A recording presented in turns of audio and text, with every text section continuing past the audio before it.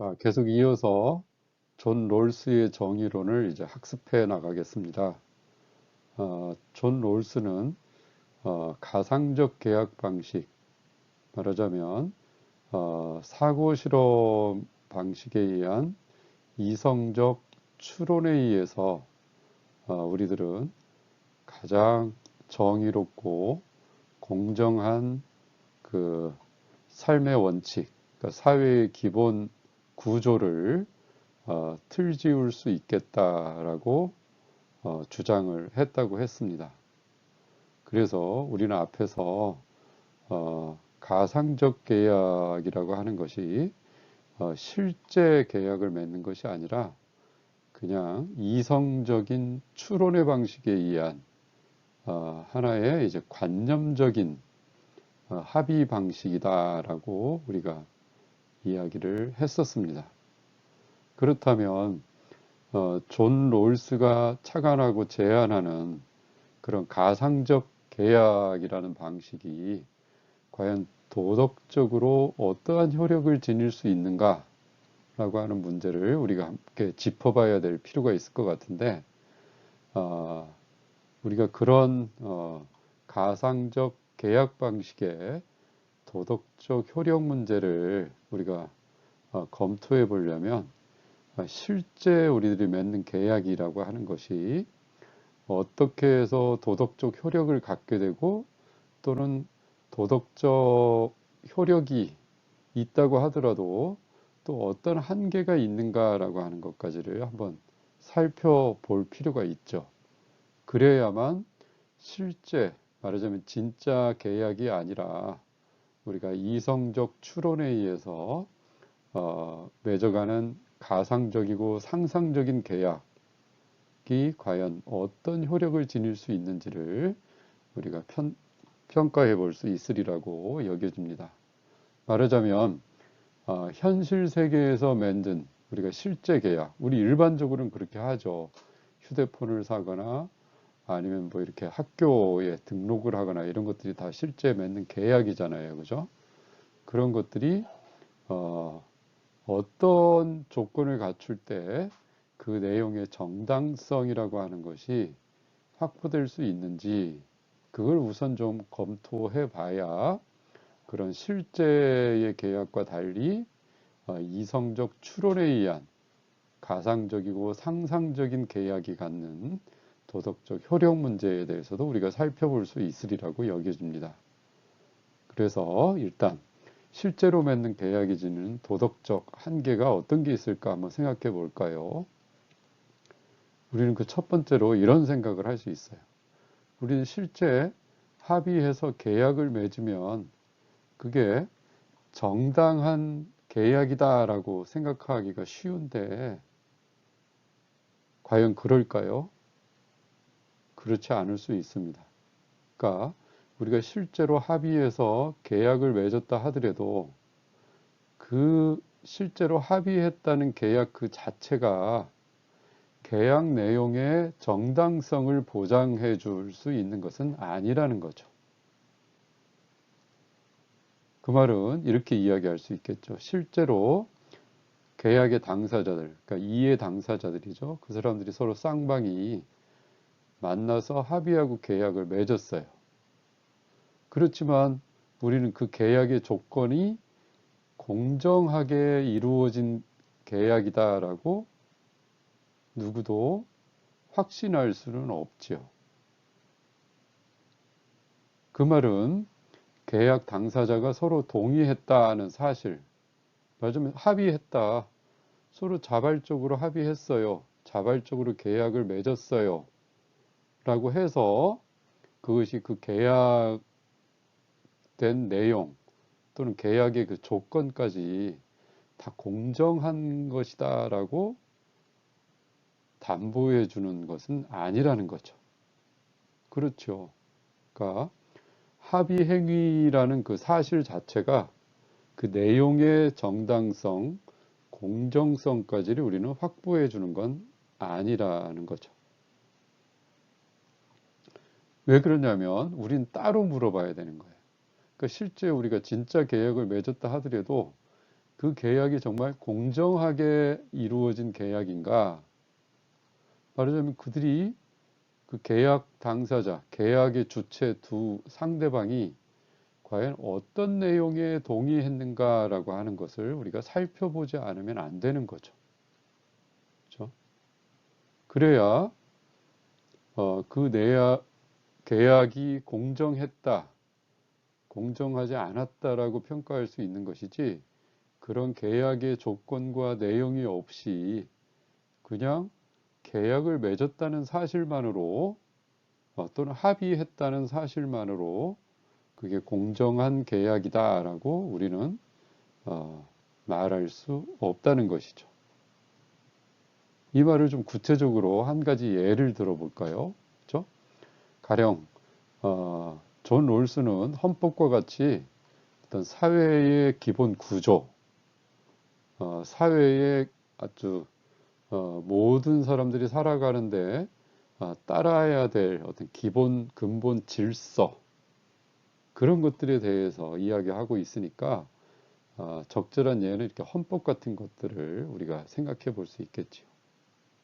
헌법이야말로 한 국가의 정체성부터 한 국가 안에 근본적인 삶의 질서와 국가를 운영하는 기본 질서, 법칙, 어떤 근본적인 국가의 그 이상적인 그 삶의 운영 원칙, 이런 것들이 다 짜여져 있는 게 헌법이니까요. 근데 미국의 헌법을 예로 한번 들어보면 헌법이 과연 비준이 되었다. 그 말은 이제 헌법의 내용이나 헌법이 이제 통과됐다, 합의가 됐다 이거잖아요. 그랬다고 해서 헌법에 그 담긴 모든 하나하나의 조항이 다 공정하다, 공정한 조항들이다라고 장담할 수는 없다는 것이죠.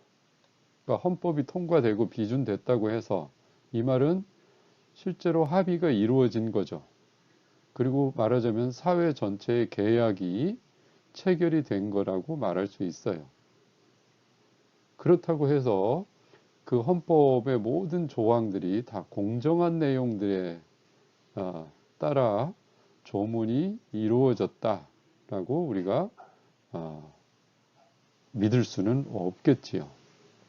그렇다면 뭐 헌법이라고 하는 게 개정의 필요성이 없겠지요. 그죠? 어떤 조문은 폐지하기도 하고 어떤 부분은 바꾸기도 하고. 왜? 다 공정한 것들을 왜 바꾸고 왜 없애겠어요. 그죠? 자, 예를 들면 미국이란 나라는 이제 1787년에 이제 필라델피아라고 하는 데에서 이제 헌법을 이제 정초하고 통과를 시켰죠. 필라델피아의 미국의 그 대표자들이 모여가지고. 그래서 미국도 지금 여러 가지 사회적인 문제가 생기거나 법, 정신 이런 것들이 위기에 닥칠 때마다 미국인들은 필라델피아 정신을 되새기자라고, 되살리자라고 이야기를 하는데, 그게 뭐냐면 1787년 필라델피아라고 하는 지역에서 미국의 대표자들이 이제 미국의 헌법을 제정하고 그것을 이제 비준했기 때문에 그런 필라델피아의 어떤 헌법 제정 과정에 미국이라고 하는 국가의 정신이 오롯이 담겨 있다라고 보는 거죠. 그래서 어찌됐든 이때 1787년에 제정된 미국의 헌법은 여러 가지 장점도 많았지만 훗날 보기에 이제 노예제를 그대로 인정하고 있는 헌법이었어요. 오늘날 우리들이 보기에 엄청난 이제 문제점을 가지고 있는 그런 헌법이라고 할 수 있겠지요. 그래서 이건 하나의 미국 헌법의 오점이라고 말할 수 있겠죠. 근데 이 오점이 남북 전쟁이 끝날 때까지 존속되었어요. 말하자면 노예제라고 하는 것이 결국 남북 전쟁이 끝나서 이 헌법을, 수정 헌법을 통과시킬 때까지는 기존의 제1차 초기에 제정됐던 이 노예제를 인정하는 헌법 조문이 그대로 존속되었던 거죠. 여러분들이 잘 아는 이제 에브라함 링컨 대통령이 노예 해방을 선언하고 그것이 어떻게 보면 남북전쟁이라는 걸 아주 확산시키고 크게 격화시킨 계기가 되기도 했죠. 그래서 결국 남북전쟁은 1861년부터 65년까지 지속됐고 결국 남북전쟁 이후에 북부의 승리로 끝나면서 이제 노예제를 이제 폐지한다라고 하는 그런 방향이 이제 그대로 헌법에 반영되게 돼서 말하자면 수정 헌법이 생겨나게 되는 것입니다. 근데 어찌됐든 이 헌법만 보더라도 거의 1787년부터 1865년까지 거의 80년이 넘게 80년 가까이 이제 노예제를 인정하는 헌법이 계속 존속되고 있었단 말이에요. 물론 그때 필라델피아에 모였던 대의원들은 노예제를 인정하는 조문이 담긴 헌법을 다 동의하고 합의해서 그 헌법을 제정한 거예요. 말하자면 그 동의 사실만으로 결국 이 법에 담긴 모든 내용까지 그 정당성이 확보되는 것은 아니라는 것을 우리가 이런 사례를 통해서 알 수 있겠지요. 그렇죠? 뭐가 공정한 계약인가라고 하는 것은 결국 계약을 맺었다 또는 합의했다라고 하는 그 사실만으로 확보되는 것이 아니라 그 무엇에 우리가 합의하고 어떤 조건, 어떤 내용에 동의했는가라고 하는 그 내용적인 면까지를 살펴봐야만 그 합의한 계약이 정당했다 또는 공정하다 아니다라고 우리가 평가할 수 있게 된다는 거죠. 이 점은 뭐냐면 결국 우리가 계약을 실제로 했냐 안 했냐라고 하는 그게 중요한 것이 아니라 어떻게 보면 계약의 조건, 합의의 내용 이런 것이 더 우선하는 공정성의 판단 기준이 된다라고 하는 점을 우리가 확인할 수 있는 그런 내용이라고 할 수 있겠습니다.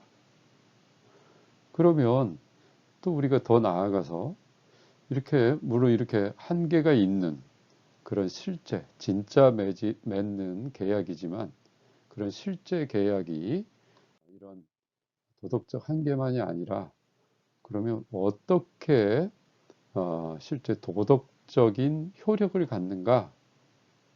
우리가 실제로 계약을 맺으면 그걸 지켜야 된다라고 우리들은 생각하잖아요. 그러니까 지켜야 된다. 계약의 내용을 우리가 그대로 집행하고 준수하고 이행해야 된다. 지켜나가야 된다라고 하는 그런 계약의 효력이 어떤 요소들 때문에 생기는가라고 하는 걸 우리가 주목해 볼 필요가 있겠죠. 그게 이 내용입니다. 맞으면 실제 우리들이 맺는 계약은 어떻게 우리를 구속하고 그러한 계약 이행의 의무를 지도록 효력을 발휘하는가? 그러니까 실제 계약이 지닌 효력의 문제를 우리가 한번 검토해 보기로 하겠습니다. 실제 계약은 대체로 두 가지 조건, 그러니까 자율이라고 하는 요소와 호혜라고 하는 요소, 이 두 가지 조건이 충족될 때 대체로 도덕적인 효력을 지닌다라고 우리가 말할 수 있겠습니다. 한번 살펴볼까요? 자율은 무엇일까요? 우리가 자유주의의 대원칙이죠. 개인의 자유로운 행위, 그러니까 자발적인 행위죠. 그것에 의해서 이루어진 계약. 그러니까 자발적인 합의, 자발적으로 동의한 경우라고 하는 요건이 필요하다는 거죠. 그럴 때 이 계약은 도덕적 효력을 지니기 시작합니다. 그렇죠. 우리가 자발적이라 것이 아닌 건 뭘까요? 누군가 강압적으로 칼을 들고 여기다 사인 계약을 하지 않으면 죽이겠다, 해치겠다라고 위협한다거나 또는 누가 권력이라든가 돈이 많은 사람이 그걸 수단으로 해서 그렇지 못한 상대방을 압박해가지고 계약을 또는 합의를 하지 않으면 안 되도록 요구해서 어쩔 수 없이 합의하고 동의한 경우, 좀 타율적인 거죠. 자발적이 아니라 자율적이 아닌 경우. 그런 경우에는 우리가 도덕적 효력을 지니기가 어렵겠지요. 그 도덕적 효력을 지니는 경우는 일단 그 계약과 합의가 동의의 과정이 자발적으로 이루어진 것이어야 된다라고 하는 요건이 가장 우선된다고 할 수 있겠습니다. 또 한 가지는 그냥 방금 앞에서 살펴봤지만 어떤 그 계약의 내용적인 측면이 실제 맺은 계약의 어떤 한계 문제를 우리가 따져볼 수 있는 부분이었던 것처럼 결국 계약의 내용, 조건이 서로 호혜성을 지녀야 돼요. 호혜성이라는 것은 호자는 서로죠. 해는 혜택이란 말이에요. 서로 혜택을 주고받을 수 있는, 말하자면 서로 계약 쌍방의 주체들 간의 이해 당사자 간의 그 이해관계가 서로 이익이나 도움을 또는 혜택을 주고받기 위한 그 교환이 이루어져야 되는 거죠. 그 하나의 도구란 말 썼지만 이 계약이라는 건 서로 원하는 이익이나 도움, 혜택을 교환하기 위해서 우리가 맺는 거잖아요. 그러니까 상호 이익이라는 이 호혜적인 계약 내용이라고 하는 계약 조건이라고 하는 것이 함께 수반이 되어야 되는 거죠. 그러니까 자발적으로 합의하고 동의해야 할 뿐만이 아니라 그 내용에 있어서 계약의 조건에 있어서 계약 당사자 쌍방에게 서로 이익이나 도움, 혜택이 주고받을 수 있는, 교환될 수 있는 그런 내용과 조건이 있어야 되는 거예요. 그래서 그 말은 계약을 이행해야 할 의무가 왜 어떻게 생겨나느냐? 그러니까 상대방이 우리에게 제공하는 어떤 이익에 대한 대가를 서로 지불해야 하기 때문에 그 계약 이행의 의무가 생겨난다고 할 수 있죠. 만약에 내가 어떤 계약을 해서 저 사람한테 기대하는 내가 어떤 이익을 취하고 그냥 말면 어떻게 해요? 그러면 그 상대방 나한테 뭔가 이익을 제공한 측 상대방은 아무로 얻은 것이 없잖아요. 그죠? 거기에 대한 대가가 주어져야 되는 거죠.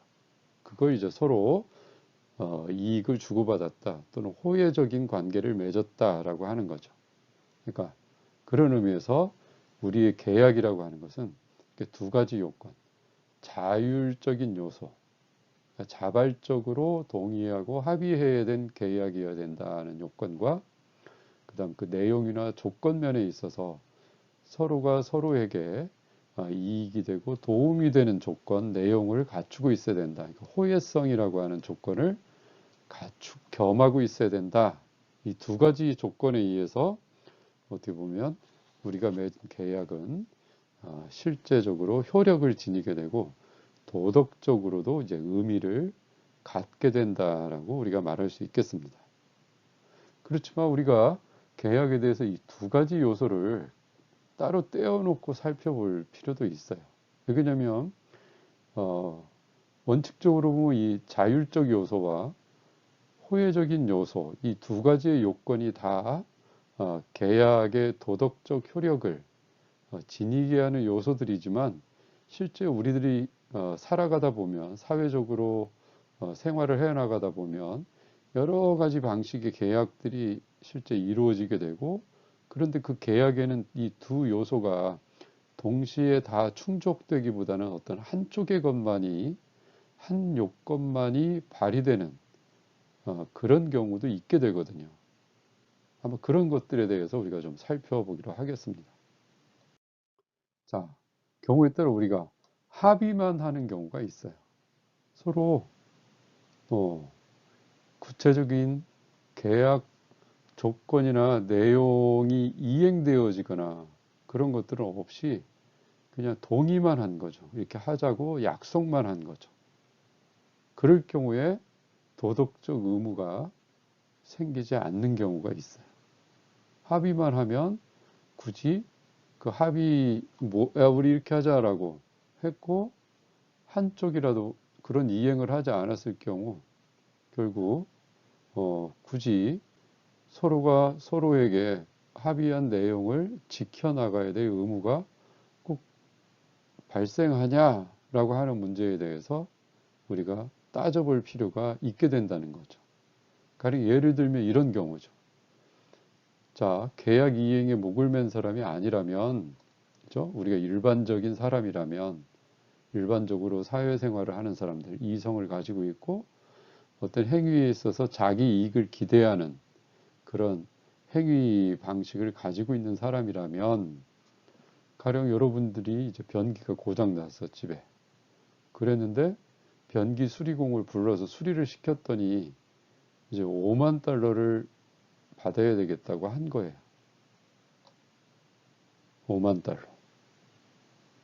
그래서 할 수 없이 이제, 근데 이제 그 변기를 고쳐야 되는 쪽, 그 집 주인은 가령 이제 책에 나와 있는, 교재에 나와 있는 실제 사례이긴 하지만 미국에서 이분이 이제 연세가 많으신 할머님이에요.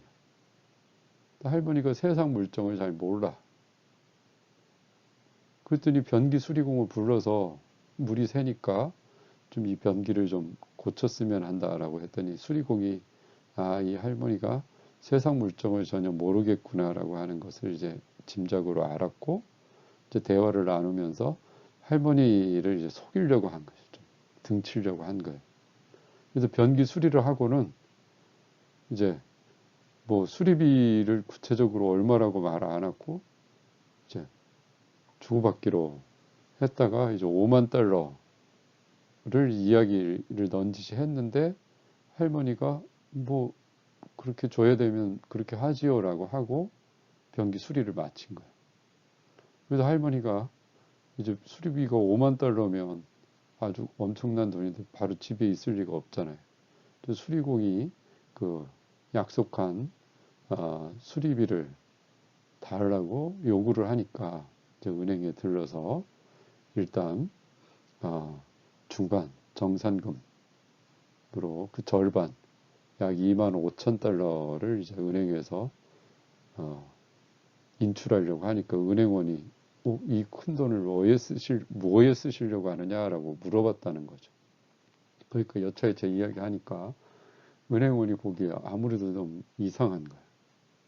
그래서 사실을 알아보고 그랬더니 너무 터무니없는 이제 수리를 하고 터무니없는 요구를 한 거죠. 금액이. 그러니까 이건 누가 봐도 터무니없는 계약의 조건이기 때문에 불공정한 계약에 해당된다고 봤던 거예요. 이거 뭐냐? 변기 수리를 하는데 물론 변기 수리라고 하는 이익이 그죠? 할머니 집주인인 할머니는 이익을 봤죠. 이제 물이 새던 변기가 이제 물이 새지 않는 변기로 이제 수리가 됐겠죠. 그걸 이제 그런 편익을 받은 거예요.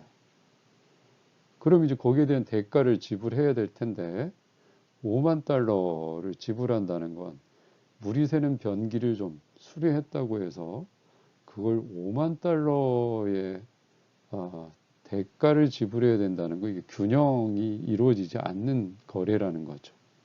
그러니까 이 거래의 내용이 거래의 조건이 너무 터무니없이 불공정한 내용이고 조건인 것이죠. 자, 이런 경우에 결국 할머니하고 변기 수리공 사이에 서로 동의한 내용이라고 해서 동의한 계약이라고 해서 그 계약 합의가 공정하다라고 말할 수 없는 것이죠. 그죠? 공정하지 못한 거지. 그렇다면 이렇게 너무 터무니없이 불공정한 계약 우리가 계약을 체결했다. 서로 자발적으로 동의하고 합의했다고 해서 그러니까 자율적인 요건만 있는 거죠. 그죠? 자발적인 합의였다라고 하는 이 요건만으로 그 계약의 내용을 모두 다 이행해야 될 도덕적 의무가 생기는 것은 아니다라고 하는 거죠. 지불하지 않아도 된다는 거예요. 5만 달러가 아니라 이제 변기 수리비 일반적으로 거령 한 1,000불이다라고 하면 1,000불 정도만 그 중에 지불하는 것으로 계약 내용이 변경될 필요가 있다는 거죠. 그렇죠? 그러니까 이 말은 아무리 자발적으로 이루어진 동의에 따른 계약이라 하더라도 그렇죠?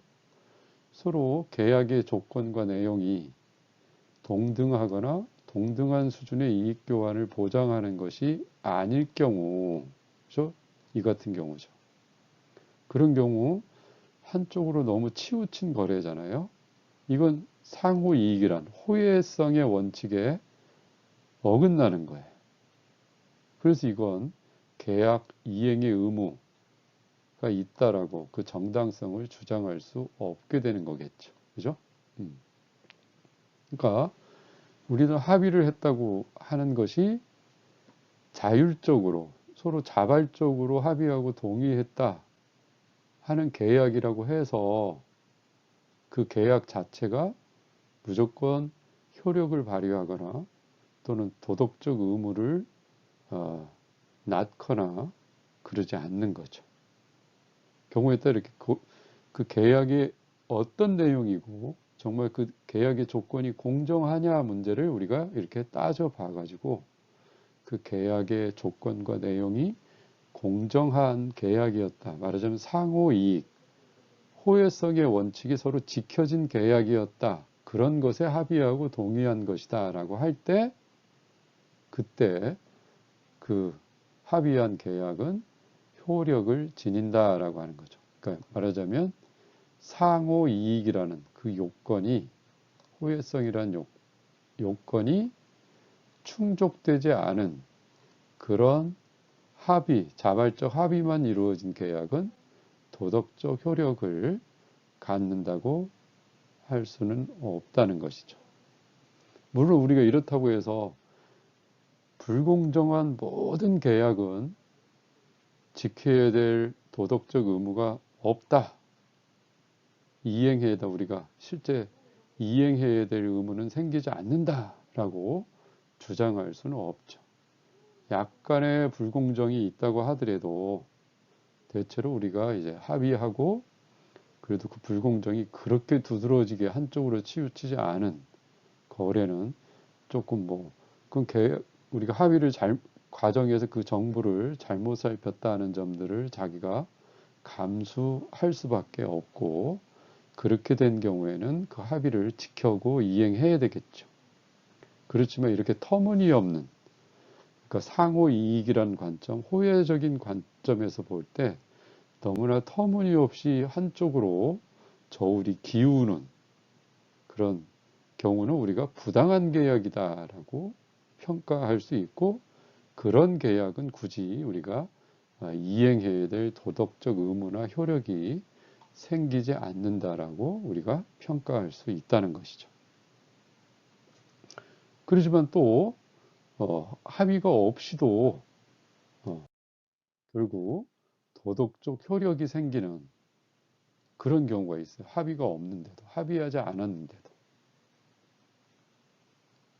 어떨 때가 그럴까요? 한번 생각해 보면서 이야기를 나눠봅시다. 그러니까 이 말은 합의라고 하는 것이 서로 자발적으로 합의했다. 자발적으로 동의했다. 그러니까 명시적으로 구두든 또는 이제 서면으로는 우리가 합의한 경우겠죠. 그런 경우만이 꼭 계약의 도덕적 의무가 생기는 것은 아니라는 거죠. 그러니까 합의가 없어도 도덕적 효력을 지니는 그런 경우가 있다는 거예요. 그러니까 말하자면 합의가 도덕적 효력이 생기는, 도덕적 의무가 생기는 필요 조건은 아니라는 거예요. 그러니까 반드시 합의를 해야만, 자발적으로 동의를 해야만 어떤 도덕적 효력이나 의무가 생긴다라고 말할 수 없다는 거예요. 어떤 경우일까요? 이런 경우죠. 내가 어떤 이익을 상대방으로부터 취했어요. 내가 어떤 편익 도움을 받았어요. 근데 그게 서로 도움을 달라, 내가 주겠다라고 하는 쌍방간에 합의 같은 게 없었어요. 구두로든 서면으로든. 그러니까 애초에 합의하지 않았더라도 내가 이익을 받았다면 그 이익의 대가를 상대방에게 지불할 의무가 생긴다는 거죠. 예를 들면 이런 거죠. 자, 새를 살고 있는 사람이 있어요. 그 사람이 보니까 집이 좀 수리를 해야 되겠어요. 도배도 좀 새로 해야 될 필요가 있고, 또는 집에 보일러가 고장이 나서 당장 추워 죽겠는데 한겨울에 보일러가 가동이 안 돼. 그래서 수리가 필요해 가지고 집 주인에게 그런데 상의를 하지 않았어. 그리고 그냥 새 들고 있는 사람이 수리업자를 불러가지고 수리업자하고 이 보일러 배관이며 이런 것들을 좀 고쳐달라. 또 도배도 새로 해달라. 라고 했어요. 그렇게 수리를 마쳤어. 그 수리를 마친 후 이 수리업자가 돈은 누구한테 받아야 되겠어? 새를 든 사람이 돈을 줄 리는 없죠. 그러니까 집 주인에게 수리 비용을 청구를 했어요. 근데 이때 집 주인이 뭐냐?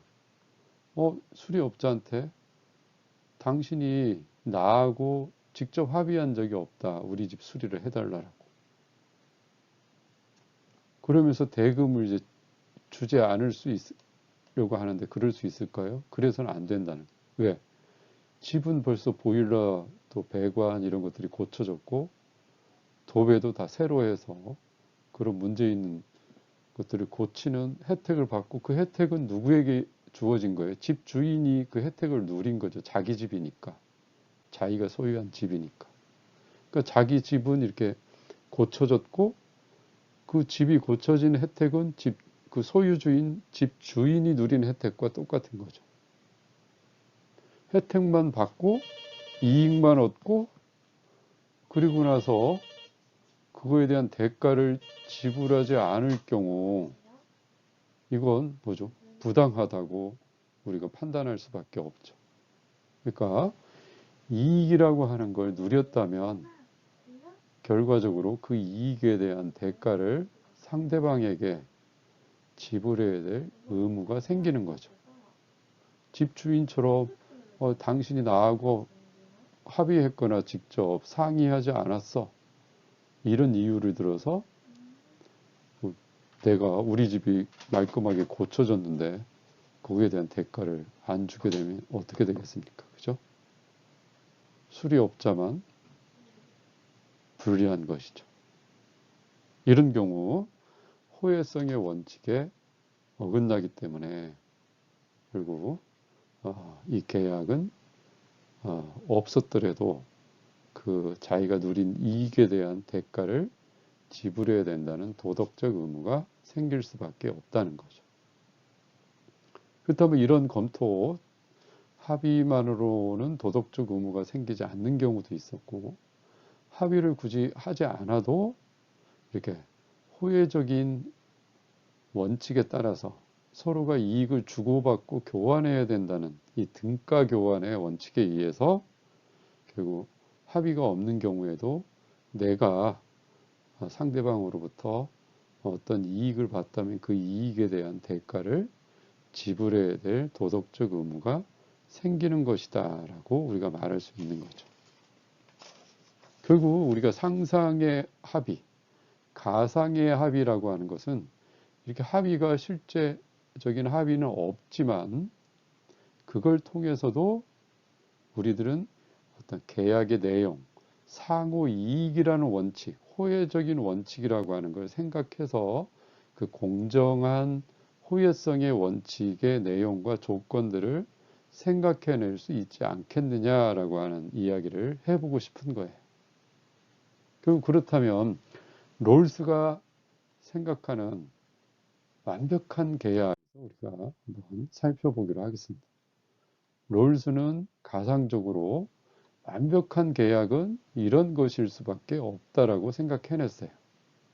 바로 이게 롤즈의 이제 가상적 합의고, 롤즈가 말하는 사고 실험에 따른 계약이죠. 이 계약은 뭐냐? 사회 계약이란 말이죠. 사회 계약을 의미하는 거죠. 그래서 결국 우리가 앞에서 잠깐 살펴본 내용과 다름 아니겠지만 좀 더 구체적으로 나아가 보기로 하겠습니다. 결국 힘과 지식이 동등하고 서로가 처한 위치가 똑같은 사람들 사이에 합의하는 계약. 그리고 계약 대상이 배관술이나 일반적인 거래가 아니라 공동의 사회적 삶을 지배하고 우리에게 시민의 권리와 의무를 할당하는 원칙에 관한 계약.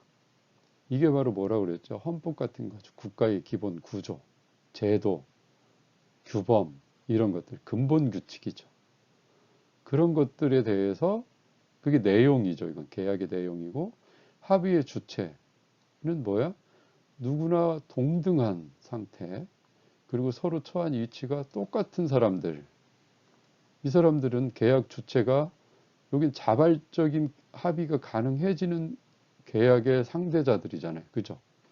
그리고 계약의 조건이나 내용에 있어서 사회의 어떤 기본 룰에 관한 거, 그런 거라고 한다면, 그죠? 대체로 이런 계약 방식에는 강제나 속임수와 같은 불공정한 요소가 끼어들 여지가 없다는 거죠. 그러니까 이들은 동등하고 서로가 똑같은 지위를 가진 사람들이기 때문에 자발적인 합의가 가능하고, 그죠? 또 계약의 내용도 어떤 사회의 기본 규칙에 관한 거기 때문에 우리가 배관을 수리하고 또는 앞서처럼 변기, 누수 상태의 변기를 수리하고 뭐 이런 하나의 구체적인 경제적 거래와 관련된 거라면 거기엔 뭐 이렇게 불공정한 게 끼어들 가능성이 있죠. 그죠? 그냥 거기에서 서로 합의를 한다고 해도 이 누구는 뭐 그 누수 변기를 수리하는데 누구는 1,000불만 들였다고 하지만 누구는 1,500불을 들여야 될 수도 있고, 그러니까 조금씩 차이가 생기잖아요. 그죠? 근데 우리가 헌법과 같은 큰 사회의 기본 근본 구조에 대해서 합의할 때는 그런 정도의 차이가 생겨나지는 않는다는 거죠. 그래서 이런 상황이라면 또 이런 조건과 이런 내용들에 합의하는 계약이라면 우리들은 완벽한 계약으로 나아갈 수 있을 거라고 보는 거죠. 그렇다 하더라도 완벽한 계약을 이루기 위해서는 이런 것들에 대해서 또 이런 조건이 필요해진다는 거예요. 어떤 게? 무지의 장막이라는 개념적 장치가 필요하다는 거예요. 이게 조건이죠. 무지의 장막을 통해서 우리가 어떤 상태에 이른다고 했죠? 오리지널 포지션, 원초적 상황. 그죠? 원초적인 상황. 원초적 상황은 어떤 상황이라고 그랬죠? 모든 개인들, 모든 개인들이 누구나가 다 동등하고 평등한 지위의 상태에 놓이기도 하는 건데, 그러려면 어떤 상태예요? 그냥 이성을 지닌 존엄한 인간으로서만 만나는 상태. 그렇죠. 뭐 사회적 지위, 경제적인 빈부의 차이, 또는 뭐 교육 이력의 차이, 또는 지식 정보의 차이, 또는 신체적인 힘의 차이, 건강, 허약함, 뭐 이런 많은 이런 차이가 없이 단지 사람으로서, 그리고 이성을 가진 사람으로서만 만나는 상황. 그래야 모든 조건에서 서로 동등하고 평등하고 동일한 그 지위의 상태에 놓인 그런 상황이 되는 거죠. 그게 바로 원초적 상황이에요. 이런 원초적 상황에 이르기 위해서 존 롤스가 개념적으로 도입한 게 무지라는 장막이라고 그랬죠. 그러니까 자신에 대해서도 함께 모여든 모든 사람들에 대해서도 서로가 서로에 대해서 아무런 정보를 모르고 단지 서로 생각하는 능력으로서의 이성을 지니고 있는 인간이라는 점만 서로 알고 있는 상태. 실제 자기 스스로도 모든 사람. 그런 상태에서 우리가 이제 어떤 이런 공동의 사회적 삶을 지배하고 시민의 권리와 의무를 할당하는 원칙에 관한 것을, 그 사회의 기본 구조에 대한 것을 합의해보자라고 하는 거죠. 그러면 이 무지의 장막의 상태, 무지라는 장막이 드리워진 원초적 상황이라고 하는 그 롤스의 사고 실험에 따른 가정이고 추론인 이 상황에 우리가 놓이게 되면 원초적 위치에서 힘과 지식의 평등이 보장되죠. 사실상 힘이나 지식이 아무도 없는 거죠. 그냥 이성적인 사고 능력만 있으니까 완전히 평등한 상태죠. 모두가. 그래서 어느 누구도 상대방 또는 자기를 포함하는 모든 사람들이 사회적 지위, 상대방의 장단점, 상대의 가치와 목적을 모르는 상태에서 그걸 원천적으로 보장하려니까 무지라는 장막이 필요한 거였어요. 하다못해 무의식적으로도 우리가 합의해 나가는 과정 속에서 그 조건이나 내용 면에서 조금의 우위라도 확보해 보려는 그런 사람이 없는 상태가 가능해진다는 거죠. 그걸 존 롤스는 이렇게 말하고 있어요. 인용부호는 존 롤스의 정의론의 책에 나온 내용들이란 거예요. 그래서 특정한 사람에게 지식이 허용된다면 그 결과는 우연으로 왜곡된다. 그러니까 그 모였는데 누군가가 정보나 지식을 많이 가지고 있어요. 어떤 걸 의논하는데 그 의논할 것의 전문가야. 그럼 그 사람이 우위에 놓이게 되겠죠. 그게 바로 우연이야. 그 사람에게 유리한 결과가 나오는 거죠. 왜? 그 사람이 잘 알고 있는 것에 대해서 우리가 결정하게 되면 그 잘 알고 있는 사람이 더 우월한 방식으로 자기 영향력을 발휘하게 돼요. 근데 사회의 기본 구조나 공동의 삶의 질서와 같은 것은 누구에게나 해당되는 질서고 기본적인 구조기 때문에, 제도기 때문에 어떤 특정한 사람에게 유리해서는 안 되는 거잖아요. 그죠? 그게 바로 공정하고 정의로운 거잖아요. 그런데 어떤 사람에게만 유리해서 그 사람의 입김이, 그 사람의 영향력이 많이 우월하게 발휘될 수 있다면 그건 잘못되는 거죠. 공정하지 못하게 되는 거고, 그 정의롭지 못한 내용으로 흘러갈 수밖에 없게 되는 거예요. 그래서 원초적 위치가 중요해진다는 거, 원초적 상황이. 그래서 공정한 동의를 도출해내려면, 합의를 하려면 결국 참가자들은 공정한 위치에 놓여야 되고 똑같이 도덕적인 사람, 이성을 지닌 도덕적인 사람, 올바른 사람이다 라고, 존엄한 사람이다 라고 우리가 서로 간주해 줘야 되는 거죠. 그래서 이 사람들이 원초적 계약 상황을 우리가 이렇게 갖는 쪽으로 가상적이고 상상을 통해서 사고 실험적 추론을 통해서라도 설정하고, 말하자면 임의적 요소들을 바로잡는 방식이 있어야 돼요. 임의적 요소들이라는 게 뭘까요? 바로 이거예요. 어떤 사람이 가진 지식, 또는 여기서 나와 있죠. 어떤 사람의 사회적 우월한 지위, 누구는 낮은 지위고 누구는 높은 지위. 누구는 이러이러한 장점이 많고 누구는 저러저러한 단점이 많고 누구는 이런 가치관 저런 가치관 누구는 종교적으로 신을 신봉하지만 누구는 그렇지 않고 이런 것들이 뭐냐면 모여있는 사람들이 각자 가지고 있는 자기만의 취향이나 가치나 어떤 그 빈부의 격차 이런 모든 조건들 이런 것들이 다 뭐냐면 임의적인 요소라고 롤즈는 보는 거예요. 이런 임의적 요소들이 개입되지 않아야 되는 거예요. 그래야 가장 공정하고 가장 정의로운 어떤 공동의 규칙들 또는 사회의 기본 질서 이런 것들을 우리가 합의해낼 수 있어요. 그러려면 모두가 아주 무지라는 장막 속에 놓여서 원초적 상황에 이르러서 그냥 이성밖에는 또는 서로가 서로를 인간으로서 존중하는 태도밖에는 필요하지 않은 거죠. 그 외의 모든 정보는 다 모르는 상태로 또는 다 그런 것들은 개입시키지 않아야 그런 완벽한 계약이 가능해진다고 롤즈는 봤던 거죠. 그러니까 우리가 헌법과 같은 사회의 기본 구조를 우리가 합의해내려면 이런 완벽한 계약 방식이 필요하다는 거예요.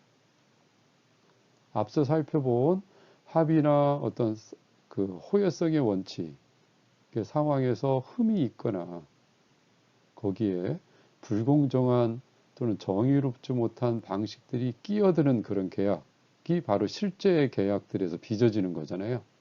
근데 롤스는 이런 무지라는 장막을 치고 그 속에서 원초적 상황으로 사람들을 놓이게 하고 이성적인 능력만을 통해서 우리가 가장 정의롭고 가장 공정한 계약을 도출해내려고 할 때 가장 완벽한 계약을 우리는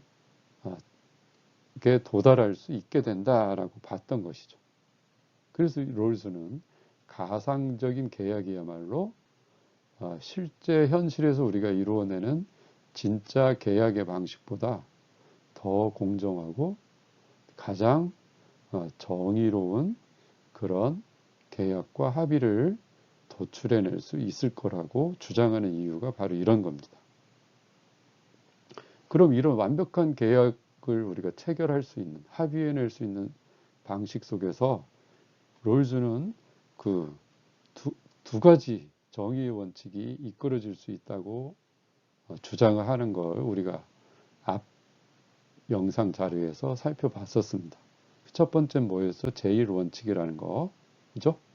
기본적인 자유가 무엇보다도 우선되어야 된다는 원칙이고 모든 사람들에게 기본적인 자유가 동등하게 평등하게 보장되어야 된다는 점에서 평등의 원칙이라고도 한다는 그게 제1원칙이었죠. 그것과 함께 두 번째 제2원칙은 어떤 원칙이 도출될 수 있다고 했죠? 그렇죠. 차등의 원칙이라는 거. 사회적인 불평등 또는 경제적인 불평등이라고 하는 것이 허용될 수 있다는 거죠. 그렇지만 허용될 수 있으려면 조건이 따른다고 했죠. 그게 바로 이제 차등의 원칙이라는 조건이죠. 그 조건이 어떤 거여야 된다고 했죠? 자, 생각이 납니까? 여러분들이 생각이 잘 안 날 것 같아서 슬라이드로 보여주겠습니다. 자, 롤스는 차등의 원칙을 이렇게 주장하는 거죠. 실제는 불평등이지만 사회 경제적 불평등한 조건이지만 그것이 차등의 원칙이 추구하는 것 실제는 불평등보다는 이제 평등한 상태를 지향하는 거죠. 그렇죠?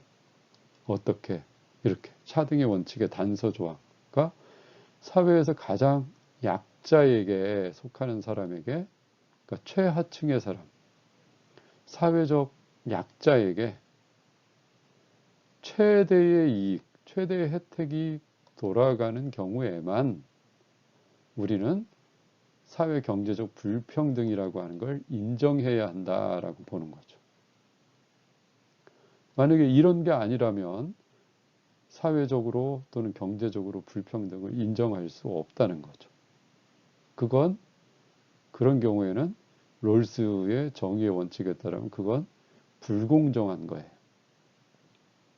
만약에 사회 경제적 불평등이 이렇게 저렇게 있다 하더라도 그런 불평등한 조건 속에서 사회적으로 가장 억눌려 있거나 가장 어렵게 살아가고 있는 사람들에게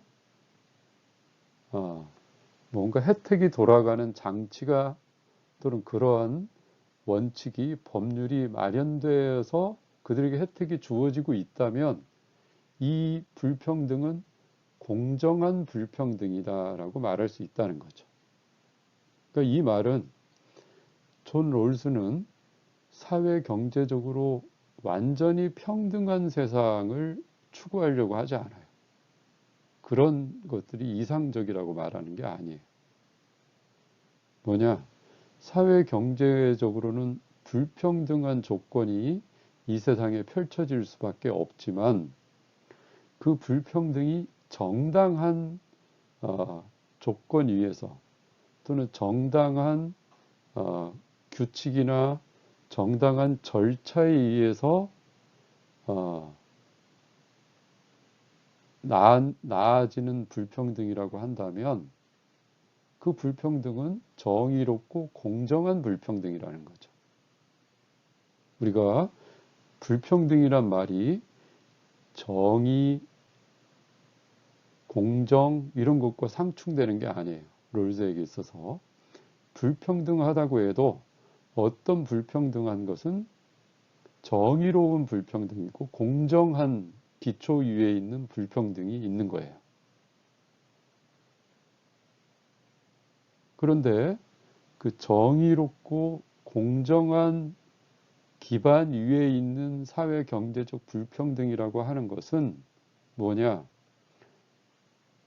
그런 불평등한 상태 때문에 가장 어려운 처지에 내몰려 있는 사람들에게도 가장 많은 혜택이 돌아갈 수 있는 이런 혜택이 주어지고 있어야 된다는 거죠.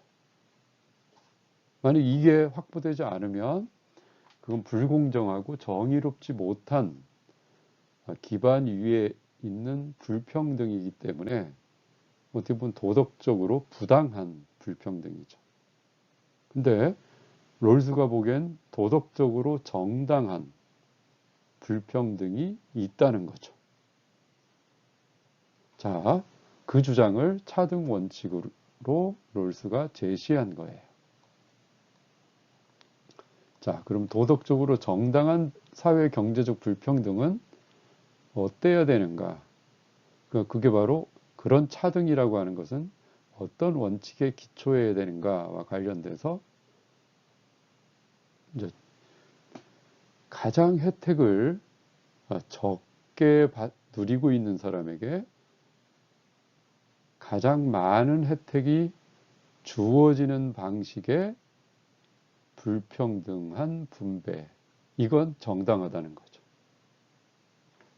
자, 그 밑에 걸 봅시다. 롤스가 주장하는 원칙은 결국 개개인의 소득이 공정한가 여부를 평가하려는 의도에서 나온 것이 아니라는 거예요. 그러니까 한 사람 한 사람이 누리는 소득이 우리가 빌 게이츠도 있고 또 우리나라 같으면 이제 삼성의 이제 그 회장님, 부회장님도 계시고 이런 사람들 하나하나의 그 소득이 공정하냐 아니냐 또 뭐 대졸자, 고졸자의 평균 소득이 얼마고 이런 것들을 한 사람 한 사람을 따져가려고 하는 것이 아니라 이 롤스가 말하는 것은 사회의 기본 구조예요. 질서. 그러니까 하나의 법률적인 질서죠. 그런 것들에 대해서 우리가 그 기본 구조라는 건 되게 법률은 권리나 의무, 소득이나 부우, 권력과 기회를 어떻게 할당하고 분배해야 되는가라고 하는 그런 원칙과 관련된 것들이잖아요. 롤스는 거기에 이제 초점을 두고 있는 거예요. 그게 이제 계약의 내용들이고 계약의 조건인 거죠. 합의해야 될 내용들이에요. 자, 그런 거기 때문에 그런 원칙적인 문제이기 때문에 그런 원칙이나 룰과 관련된 걸 합의해 나갈 때 우리들은 그 원칙을 그 법을 어떻게 만들어야 되느냐라고 하는 그런 부분이죠. 그런 문제에 대해서 롤즈는 이렇게 주장하는 거예요. 롤즈에게 중요한 건 뭐냐면 롤즈가 초점을 두고 있는 중요한 문제는 빌 게이츠의 어마어마한 재산이 뭐냐. 빌 게이츠는 뭐 여러분이 잘 알다시피 엄청난 재산을 지금 가지고 있잖아요. 그죠? 근데 그 빌 게이츠가 많은 재산을 가지고 있다라고 하는 것 자체가 문제되는 건 아니에요. 그러니까 이 재산이 빌 게이츠가 소유하고 있는 많은 재산이 결국엔 어떤 법률 속에서 어떤 법과 제도 속에서 나왔는가라고 하는 걸 봐야 된다는 거죠. 만약에 미국이란 사회죠. 빌 게이츠 같으면. 미국이란 사회가 전반적으로 가장 못 사는 사람들에게 혜택을 많이 돌려주는 사회 질서가 있느냐라고 하는 거. 만약에 이게 있다면 빌 게이츠가 그렇게 많은 재산을 가지고 누리고 있는 것은 비록 사회 경제적으로 불평등한 조건이지만 그건 도덕적으로 정당한 거예요. 그렇지만 빌 게이츠는 어마어마한 재산을 가지고 있는데 반면에 진짜 사회 경제적으로 아주 어려운 형편에 있는 사람들이 살아가기 어려운 조건에 내몰리고만 있다. 아무런 정부에서 지원이 없다. 이런 상황에서 빌 게이츠는 저런 엄청난 조건을 누리며 살고 있다라고 하면 이건 도덕적으로 부당한 불평등이라는 거죠. 자, 좀 더 부연해서 설명하면 가령 미국과 같은 사회가 부자들에게 누진세와 같은 누진세는 뭔지 알죠? 수입이 많으면 많을수록 더 고율의 세금을 국가에 납부하도록 하는 그런 세금 제도죠. 만약 이런 제도가 있어가지고 빌 게이츠는 이제 재산을 많이 가지고 있으니까 그 재산에 따라서 세금도 많이 내야 되겠죠. 만약에 누진세라는 게 있다면. 그럼 세금을 걷어가지고 빌 게이츠로부터 가난한 사람들을 돕기 위한 재원으로 활용하는 게 어떻게 보건이라든가 교육이라든가 행복, 그들이 더 행복해질 수 있는, 더 잘 살 수 있는 그런 조건들을 갖추는 사회 시스템, 이런 법 제도를 가지고 있는가를 우리가 물어봐야 된다는 거예요. 만약에 이런 누진세와 같은 게 있어서 미국 사회에 있어서 빌 게이츠는 결국 세금은 내더라도 계속 자기는 더 재산을 불려나갈 수가 있어요. 그러면서 더 많은 재산을 해마다 늘려나갈 수 있으면서 거기에 상응하는 세금을 누진세라고 하는 세율에 맞게 세금도 일정하게 계속 더 내는 거죠. 그래서 그 낸 세금을 가지고 미국 정부는 이제 가난한 사람들의 건강, 보건 문제나 교육이라든가 그들이 좀 더 나은 삶을 살아갈 수 있도록 그런 복지 제도라든가 이런 것들을 확충해서 혜택을 제공하고 있다. 그런 시스템이 있다라고 한다면 빌 게이츠가 어마어마한 재산을 누리는 경제적 불평등은 차등의 원칙에 들어맞아서 도덕적으로 정당한 불평등이 된다는 거죠. 만약에 이런 누진세율 같은 게 없다고 한다면 빌 게이츠와 같은 사람은 너무 좋겠죠. 해마다 재산은 어마어마하게 불어나고 있는데 국가에서 내라고 하는 세금은 똑같아.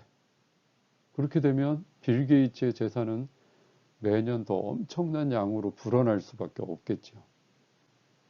반면에 가난하게 사는 사람들은 더 쪼들리는 상황. 왜 빌 게이츠는 엄청나게 돈을 버는 반면에 노숙자와 같은 사람은 아무런 사회적 지원 시스템이 없어. 그래서 굶어 죽을 상황, 또는 잠자리도 없고 불편해, 계속 불편해, 이런 상황이 계속 유지가 된다고 할 때 빌 게이츠의 매년 불어나는 재산은 부당하다, 도덕적으로 봤을 때 부당하다라고 말할 수밖에 없다는 것이 존 롤스의 주장이에요. 그러니까 반면에 빌 게이츠의 재산이 불어난 만큼 불어난 금액에 따라서 거기에 상응하는 세금을 부과하고 국가에서 그 세금을 걷어가지고 그걸 재원으로 해서 형편없이 살아가는 사람들, 노숙자와 같은 사람을 지원해주고 있다면 그건 존 롤스가 말하는 차등 원칙에 합당한 그런 조처라는 거죠. 그런 사회 시스템이고 세금 제도예요. 그렇다면 그런 게 있으면 빌 게이츠가 누리는 그런 재산의 증가, 그건 도덕적으로 정당하다, 차등 원칙에 들어맞는다 라고 우리가 평가해 줄 수 있게 된다는 거죠. 자, 빌 게이츠의 이야기가 계속 나오네요. 그죠? 자, 그러면 결국 이런 차등 원칙을 우리가 앞 그 1차시 영상 자료에서 이제 의문점을 제시한 것 중에 하나가 과연 우리가 원초적 상황 때 과연 첫 번째 원칙, 제일 원칙, 그러니까 기본적 자유를 모든 사람들에게 동등하고 평등하게 보장해주는 그 원칙을 합의해낸다는 데선 대부분 모든 사람들이 동의할 거라고 했어요.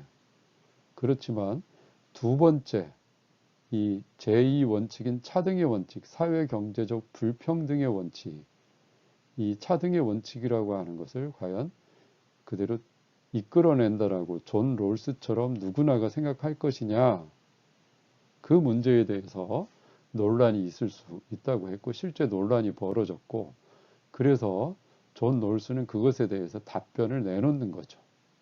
그러니까 우리는 원초적 상황에 놓이면 거기에서 차등의 원칙을, 그러니까 제2 원칙을 정의의 원칙으로 선택할 것인가, 이 문제에 대해서 존 롤스가 답변하는 거예요. 자, 우리가 조금은 짚어봤지만 다시 좀 더 명료하게 존 롤스의 입장에서 한번 생각해 보기로 하겠습니다. 그러니까 우리가 무지의 장막 뒤에서, 그러니까 원초적 상황에서 사람들이 도박을 하지 않으리라고, 모험을 하지 않으리라고 누가 확신할 수 있겠느냐는 거죠. 말하자면 자신이 높은 지위에 왕이 될 수도 있겠고, 왕정 사회에서, 또는 뭐 대통령이 될 수도 있고, 경우에 따라 미국 사회 같으면 앞에서 계속 이야기했던 빌 게이츠와 같이 대단한 경제적 지위를 누릴 수 있는 그런 사람이 될지도 모르잖아요. 왜냐하면 자신에 대해서도 모르고 상대에서도 모르니까 혹시 내가 빌 게이츠가 될 수도 있지 않을까? 내가 혹시 트럼프 같은 대통령이 될 수 있지 않을까? 내가 혹시 조선시대의 왕과 같은 사람이 될 수 있지 않을까? 이런 기대 속에서 그런 사람들에게 엄청 많은 유리한 조건을 제공해주는 그런 룰에 대해서 합의할 수도 있지 않을까? 그런 것들이 이제 모험적인 거죠. 혹시 내가 이렇게 될 수도 있으니까 나한테 유리한 조건에 합의하자라고 하는 거죠. 그러니까 그런 가능성, 그러니까 자신이 높은 지위에 놓일지도 모른다는 희망으로 대단히 불평등한 사회를 선택하지는 않으리라고 어떻게 확신할 수 있는가? 이게 이제 존 롤스에 대한 반론이죠. 그렇죠? 이런 의문을 사람들이 던지는 거예요. 거기에 대해서 말하자면 이런 방식으로 생각하는 거죠. 어떤 사람은 자기가 왕이 될 수도 있다라고 하는 이 희망을 품고, 혹시 내가 노예가 될 수도 있는 위험을 감수하면서 옛날 왕이 있고 노예가 있었던 그런 봉건 사회를 선택하는 사람도 있지 않을까요? 라고 누가 반론을 던지는 거죠. 이거에 대해서 롤스는 이렇게 답변합니다. 그러니까 우리는 무슨 내가 왕이 되고 노예가 되고 뭐 이런 걸 선택하는 것에 대해 구체적으로 뭔가 원칙을 정하는 게 아니라 사회적 삶을 지배하는 기본 원칙을 선택하는 거예요.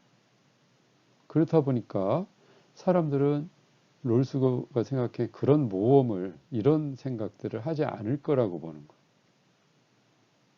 그러니까 왜? 이것 때문에 그렇죠. 무지의 장막 뒤에 우리가 놓이게 되면, 원초적 상황에 가면 설령 모험을 좋아하는 사람이라고 하더라도 자기가 모험을 좋아하는 사람이라는 자기의 성향도 무지해요. 모른 채로 거기서 합의해나고 있는 거거든요. 다른 사람의 경우도 마찬가지죠. 자기에 대해서 일체의 모든 정보를 알지 못하기 때문에 자기가 모험을 하고 싶어 한다는 생각 자체를 하지를 않을 거라는 거예요. 그래서 롤슨이 이렇게 답변하는데, 과연 이런 상황이 실제 가능한지는 우리가 더 생각해 봐야 되겠죠. 어차피 롤스도 이거 하나의 우리의 이성을 가지고 추론하는 거잖아요. 그죠? 하나의 상상적인 거예요. 가상적인 거죠. 그렇기 때문에 우리는 괜히 현실 세계의 것들을 가지고 자꾸 우리는 이렇게 상상하고 이렇게 가상적으로 선택하지 않을까라고 물어보지만, 무지의 베일 속에 놓여 있는 원초적 상황에 우리들이 완벽하게 다가간다면, 그런 상태에 우리가 놓인다면 정말 롤스의 말대로 우리가 지금 현실에서 경험해서 알고 있는 많은 이런 생각들을 아예 하지 못할 것이다 라고 하는 게 롤스의 생각이잖아요. 과연 그렇게 되는 것인지를 우리가 확정하기는 쉽지 않을 거예요. 그래서 우리는 자꾸 롤스는 원초적 상황, 무지라는 베일 속에 놓인 사람들을 생각하고 모든 것에 이그노런트, 무지한 상태를 전제하지만, 우리들은 자꾸 우리가 경험적으로 알고 있는 역사적 상황, 지식, 지금 현재 우리가 살아가고 있는 삶의 조건들, 이런 거에 비추어서 자꾸 물음을 던지니까 거기서 서로 어긋난다고 롤스는 답변하는 거죠. 왜? 우리가 상상만 할 뿐이지 실제 경험한 것이 아니어서, 롤스가 말하는 원초적 상황에 우리가 완벽하게 놓여 있을 수가 없기 때문에 우리들은 자꾸 현실적인 경험을 가지고 문제를 제기하는 상황에 놓일 수밖에 없다는 점이, 서로 간에 이제 생각이 일치하지 않게 되는 문제들이 생겨나는 그런 상황이라고 할 수 있겠습니다. 그래서 롤스의 주장은 이렇게 우리가 받아들이고, 그 다음에 다른 생각들은 또 여러분들이 더 깊이 생각해 보시기 바랍니다. 자, 이제 롤스는 이렇게 차등의 원칙을 선택할 수밖에 없다라고 답변을 하고 있는 거예요. 그러니까 롤스는 자기의 주장이 이제 더 이상의 흠이 없다라고 답변을 하는 것이죠. 자, 롤스는 왜 자꾸 이런 차등의 원칙까지를 주장하고, 결국 이런 정의의 원칙을 통해서 뭘 추구하려고 하는가? 그러니까 뭘 하고 싶어서 롤스는 무지의 베일과 결국 원초적 상황으로 사람들이 놓여야 가장 정의롭고 가장 공정한 사회의 기본 질서에 대해서 우리들이 합의해낼 수 있을 거라고 자꾸 강조하는가? 그걸 우리가 좀 살펴보는 시간으로 옮겨가 보겠습니다. 그리고 무지의 장막이 함축하는 도덕적 의미가 뭔가를 볼 필요가 있어요. 왜 롤스는 자꾸 무지의 장막을 강조함으로써 무지라는 장막 속에 놓이지 않은 우리들은 정말 공정하고 정의로운 선택을, 결정을 하기가 어렵다고 말하는지, 그걸 롤즈는 자꾸 보여주려고 해요. 정말 우리들이 공정하고 정의로운 세상을 바란다면 무지라는 장막이 꼭 필요하고 무지의 장막이 제공해주는 원초적 상황에 사람들이 놓여서 이성적인 사고 능력만을 가지고 정말 우리들이 사회의 룰과 법칙들을, 원칙들을 선택해 나가야 된다. 그렇게 합의해 나가야 된다라고 강조하는 거죠. 그럼 그런 합의 방식에서 우리가 실제 합의해내고 사회의 법률을 제정해 나가는 과정과 뭐가 달라지는지 그 차이를 주목해 볼 필요가 있고, 바로 그 지점이 존 롤스가 실현해 보고 싶은 자기의 주장의 핵심이고 요점이라고 할 수 있어요. 그래서 그 부분을 우리가 짚어가는 시간이라고 여러분들이 주목해 보면 되겠습니다. 결국 무지의 장막, 원초적 상황을 도입해서 사람들로 하여금 이뤄내려고 하는 롤스의 의도는 이거예요. 결국 뭐냐? 도덕적인 임의성을 배제하려고 하는 거예요. 그러니까 도덕적인 우연성, 자연적인 임의성, 우연성 이런 것들을 어떻게든 우리가 없애지 않으면, 제거해내지 않으면 진짜 공정하고 정의로운 원칙을 마련할 수 없다고 보는 거죠. 도덕적 임의성이 개입되는 순간 롤스가 보기에는 정의롭지 못하고 그 다음에 불공정한 그러한 질서가 생겨날 수밖에 없다고 보는 거예요. 자, 도덕적 임의성이라는 걸 우리가 좀 더 이해할 필요가 있겠고, 그걸 어떻게 배제해 나가야 된다고 하는가, 그걸 우리가 좀 주목해서 살펴봐야 될 것입니다. 그러니까 소득과 기회를 우리가 분배하는 기준이 도덕적 관점에서 볼 때 임의적 요소에 기초를 두어서는 안 된다는 거예요. 그 임의적 요소가 무엇인가라고 하는 걸 우리가 이해해야 되겠죠. 좀 나올 거예요. 그리고 임의적이라는 건 우리가 자의적이라고도 볼 수 있고 자연적이라고도 말할 수 있고, 어떻게 보면 행운과 같은 거죠. 뭐냐면 아까 우리가 흔히 생각할 때 상식적인 수준에서는 임의적이 아니라고 하는 건 뭐냐? 자기의 능력과 노력의 결과로 어떤 거기에 대한 대상과 보상을 받은 거, 그런 것도 우리가 정당하다고 보고 공정하다라고 정의롭다고 생각하잖아요. 그걸 우리는 임의적이 아니라고 생각하죠. 임의적인 건 뭐냐? 오늘 운 좋게도 내가 별로 시험 공부를 안 했는데 내가 어떻게 다 알고 있었던 문제들만 요행이도 시험이 나왔네? 자기가 열심히 공부하지 않았다 하는 사실을 자기가 알잖아요. 그런데 재수 좋게 요행이 내가 아는 문제들만 나와서 내가 시험을 보기 위해서 평소에 공부한 것보다도 이상으로 과분하게 점수를 받았어. 그럼 뭐죠? 행운이었어라고 하죠. 그 부분을. 그건 정당하지 않지만 그래도 나는 기분이 좋잖아요. 그런 걸 우리는 임의적 요소라고 그래요. 자기의 노력과 능력 이상의 것을 우리가 결과적으로 보상이 얻어졌을 때 그 중간에 개입한 거. 오늘 운이 좋았네.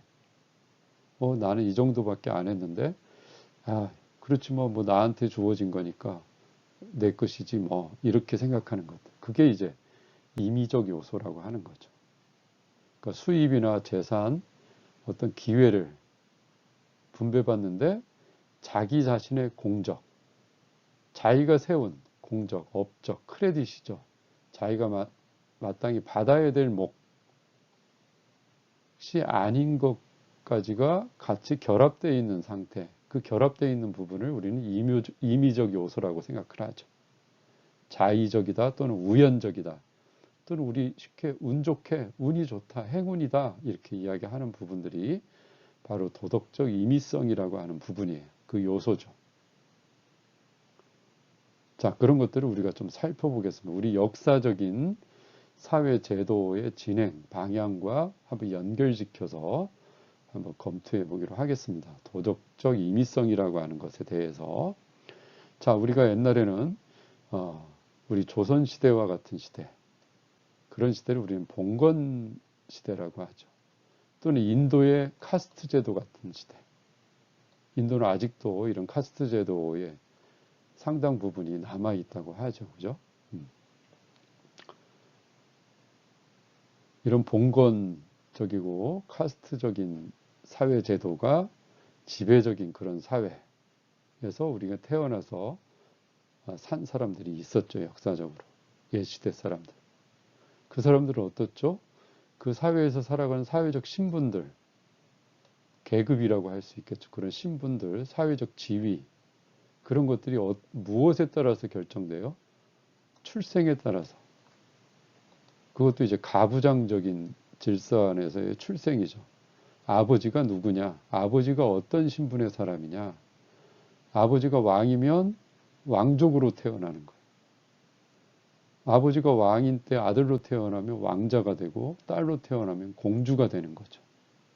반면에 아버지가 노예의 신분이었으면 거기서 태어나는 아들, 딸도 노예의 신분을 갖게 되는 거죠. 그건 뭐예요? 근데 이 출생, 여러분들이 자기 아버지를 자기가 선택할 수 있나요? 자기의 노력으로 결정할 수 있나요? 안 돼요. 바꿀 수도 없어요. 그죠? 출생은 그냥 자연적인 거예요. 이런 걸 봐도 우연적이라고 하고 자연적이고 이게 바로 임의적인 거죠. 여기 운이 결합되는 거예요. 자연적인 운이. 그렇잖아요. 귀족은 운을 많이 타고난 거죠. 출생. 귀족이라는 신분을 태어나자마자 받으니까. 노예는 참으로 도덕적 임의성의 기준으로 볼 때는 참 좋지 않은 운이 아주 나쁜 경우죠. 그러니까 출생에 따라 신분이 결정되는 봉건사회, 카스트 사회, 이런 사회는 이 출생이라고 하는 조건을 어떻게 보면 도덕적인 조건으로 가져가고 있는 사회예요.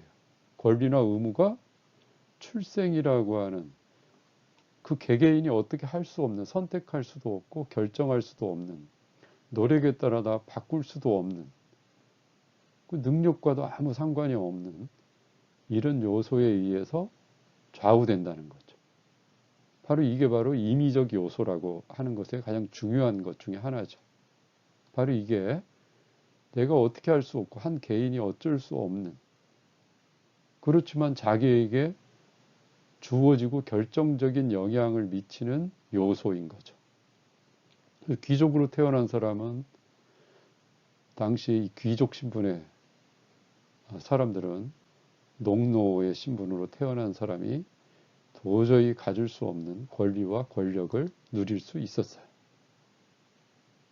그러니까 존 롤스는 이런 봉건사회, 카스트 사회를 이바지해주는 그런 기본 질서, 그게 뭐예요?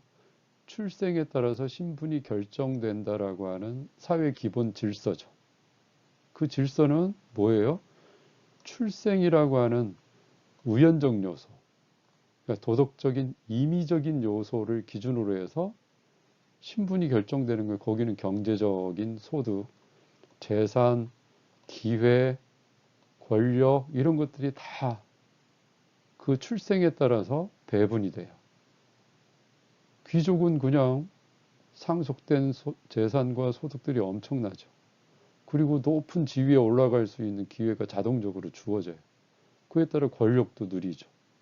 그렇지만 농노나 노예는 어떻게 돼요? 전혀 가질 수가 없는 거죠. 그리고 이건 불공평하다고 우리가 이야기하잖아요. 그죠? 출생에 의해서 이런 것들이 좌우될 때 우리는 불공정하다, 정의롭지 못하다라고 오늘날은 이야기해요. 왜? 이게 임의적 요소라고 보는 거죠. 이것에 대해서 소득, 재산, 기회, 권력들이 배분되어서는 그러한 기준 자체가 정의롭지 못하고 불공정하다라고 우리는 말하는 거죠. 그러니까 타고난 환경에 지배되는 방식은 결국 개인의 노력의 결과가 아니라는 점에서, 그죠?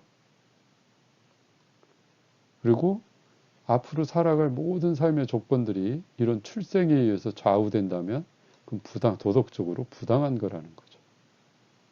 바로 이런 출생과 같은 게 다시 강조하지만 존 롤스가 보는 도덕적인 임의적 요소고 우연적 요소라고 하는 겁니다.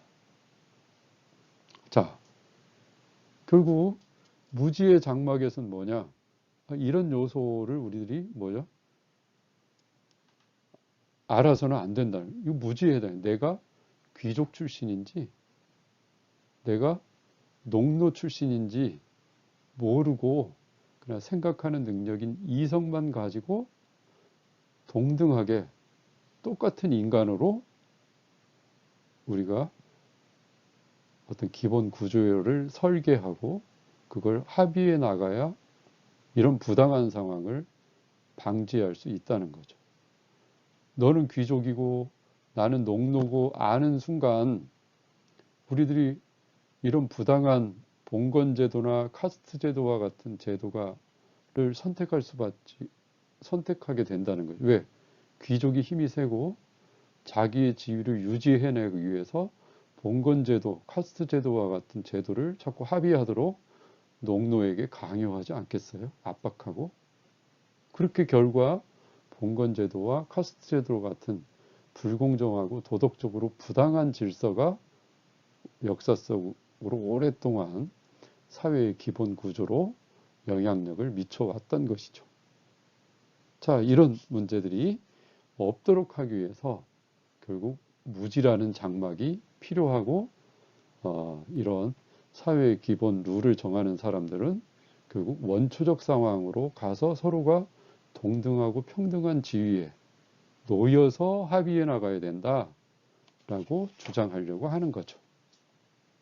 또 이 단계 이후의 발전 단계를 보면 현대와 근대에 와서 이제 자유주의라고 하는 정치적인 이념이 등장하고 그에 따라서 이제 자유시장이라고 하는 체제가 경제 시스템이 함께 어울리는 사회가 펼쳐지게 됐죠.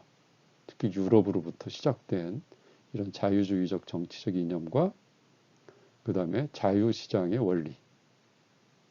자, 이런데도 역시 존 롤스가 보기에는 도덕적으로 문제가 될 수 있는 임의적 요소들이 여전히 허용되고 있는 사회라고 보는 거예요. 자, 한번 뭐라고 이야기하는지 봅시다.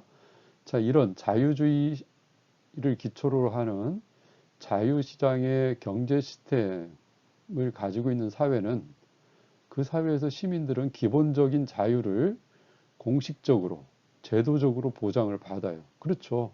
자유주의라고 하는 정치체제이기 때문에 개인의 자유를 기본적으로 보장해 준다라고 하는 그런 체제를 가지고 있죠. 그래서 그런 개인의 자유로운 선택에 따라서 시장에서 경쟁을 해서 자신이 소득을 더 많이 올릴 수도 있고 재산을 더 축적할 수도 있다고 보는 게 바로 자유주의 시장 체제라고 말할 수 있겠습니다. 이 체제에서는 공식적인 제도의 차원에서 보면 모든 사람에게 기회의 균등이 보장이 돼요. 되게 형식적으로 보장이 되는 거죠. 법률적으로는. 그렇지. 그러면서 각자가 그 기회의 균등 속에서 자신의 재능과 노력의 기초에서 자유롭게 경제하는 방식을 허용하죠. 그렇지만 실질적으로 보면 기회가 균등하지 않은 상태가 생겨나요. 왜? 재능이 탁월한 사람과 또 노력을 열심히 하는 사람과 재능이 뭔가 없는 사람과 또는 노력하지 않는 사람들이 차이가 생겨나고 보게 되면 경쟁에서 누가 이깁니까? 아주 재능을 탁월하게 타고나면서도 열심히 노력하는 사람. 이 사람들이 자유 경쟁에서는 앞설 수밖에 없죠. 그러다 보니까 자꾸 격차가 벌어지게 되고 우리가 요즘에 보듯이 빈익빈 부익부의 이런 양극화의 상황 이런 것들이 생겨나요.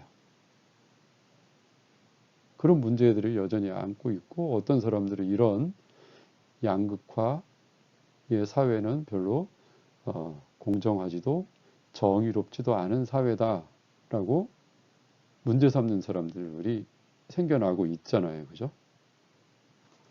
결국 존 롤스가 볼 때 이 자유주의 시장 질서 체제를 가지고 있는 이런 사회는 존 롤스의 관점에서 보면 앞서 살펴본 봉건 사회나 카스트 제도가 있는 사회에 비해서는 출생에 따른 그런 출생에 따라서 신분이 정해지는 그런 부분을 거부하고 있는 점에서 훨씬 나은 사회죠.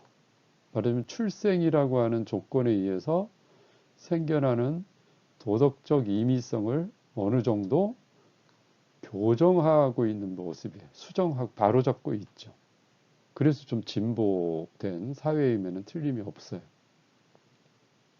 그리고 공식적으로 모든 사람에게 자유를 보장해주고 그리고 그 자유로운 선택에 따라서 자유로운 시장에서 자유롭게 경쟁할 수 있도록 그 기회를 제공해주는 차원에서 보면 바람직해 보이고 도덕적으로 의미 있는 그런 사회라고 할 수 있겠습니다. 그렇지만 이런 사회에서도 재능과 노력의 관점에서 보면 가족의 도움을 많이 받을 수 있고 또는 부모의 영향 속에서 교육을 잘 받을 수 있는 사람이 그렇지 못한 사람보다 자유시장이라고 하는 경쟁에서 더 유리한 지점에 설 수밖에 없다라고 하는 것은 분명하죠. 그건 뭐냐? 부모가 누구고 가정 환경이 어떠하냐?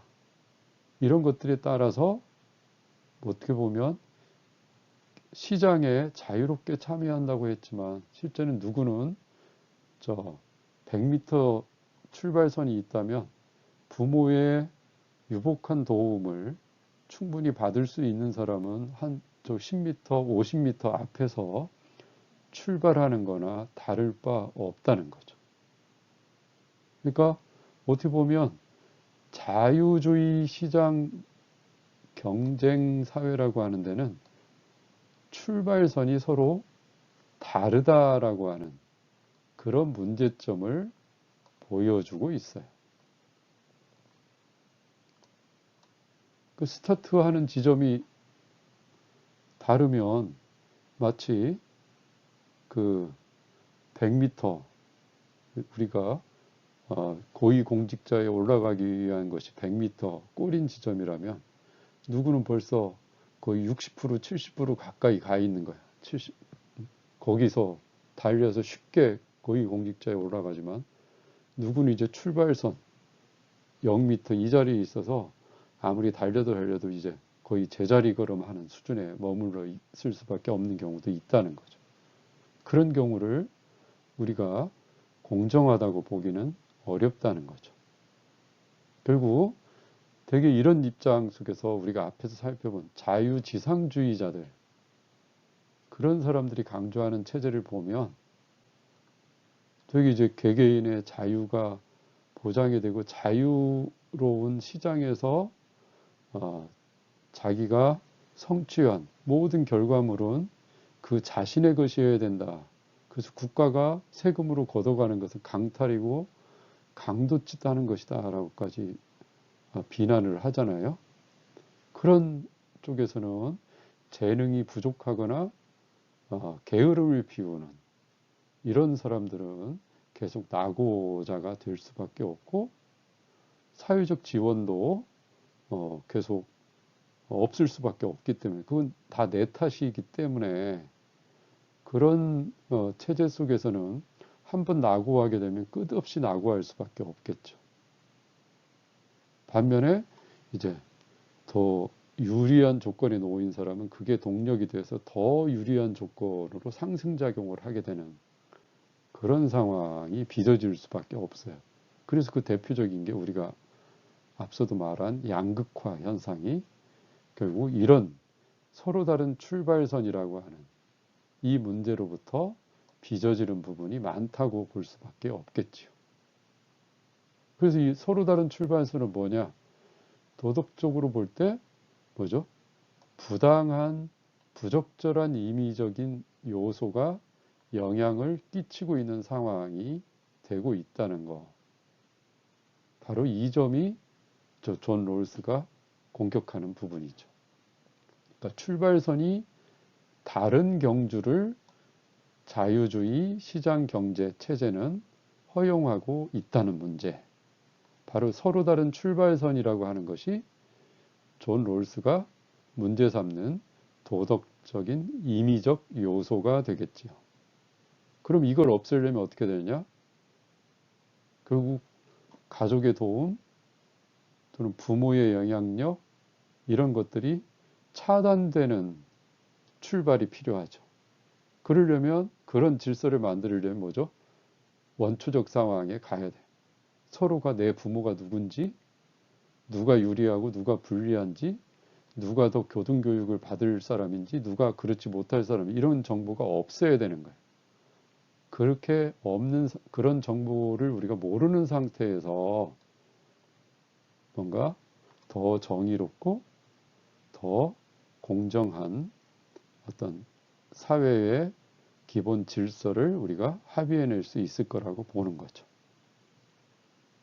그러니까 자유주의 시장 경제 시스템도 존 롤스의 시각에서 볼 땐 서로 다른 출발선이라고 하는 임의적 요소가 개입되고 있는 도덕적 문제점이 있다라고 하는 것이죠.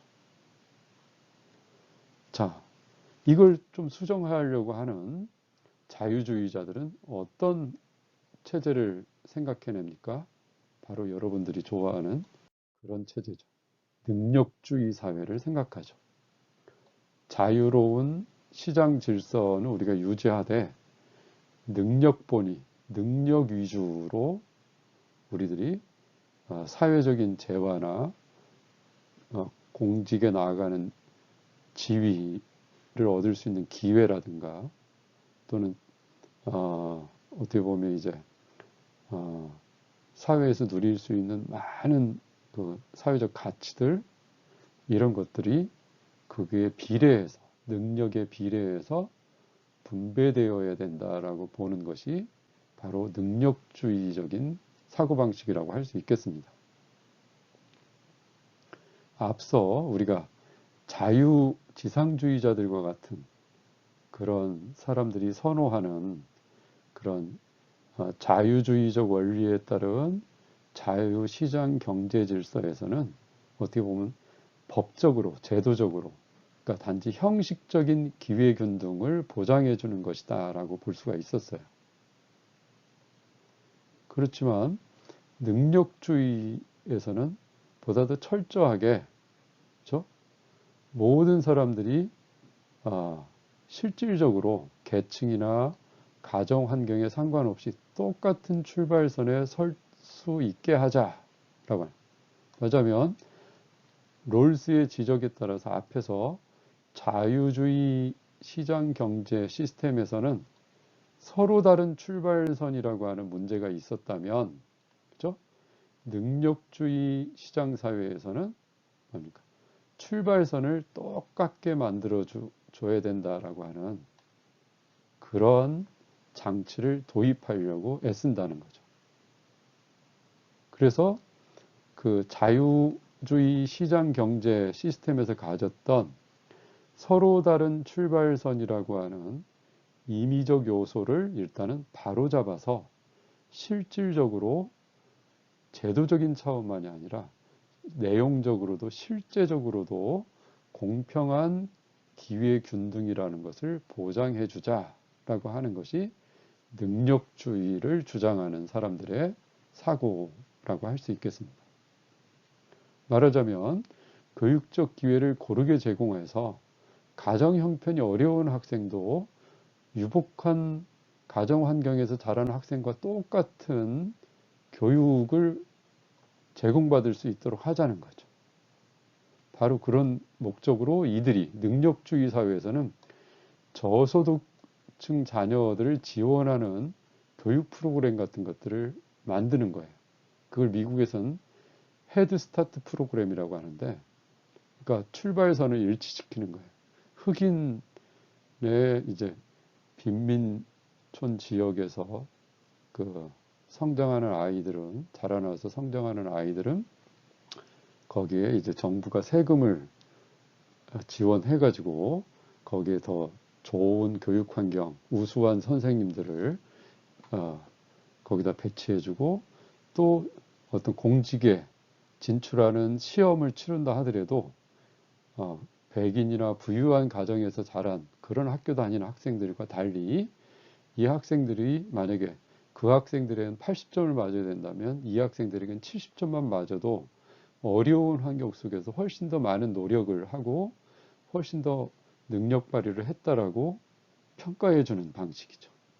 그렇게 해서 어떤 가정 환경이라든가 어떤 교육적 환경의 이제 유분리 이런 문제들을 사회적으로 개입해서 조정해 줘가지고 서로 능력을 같이 확보하고 평가받고, 그렇게 함으로써 사회에 진출하는 출발선을 일치시켜주는 그런 조처가 필요하다고 봐서 이 능력주의를 옹호하는 사람들은 이런 프로그램들을, 지원 프로그램들을 이제 고안해내는 거죠.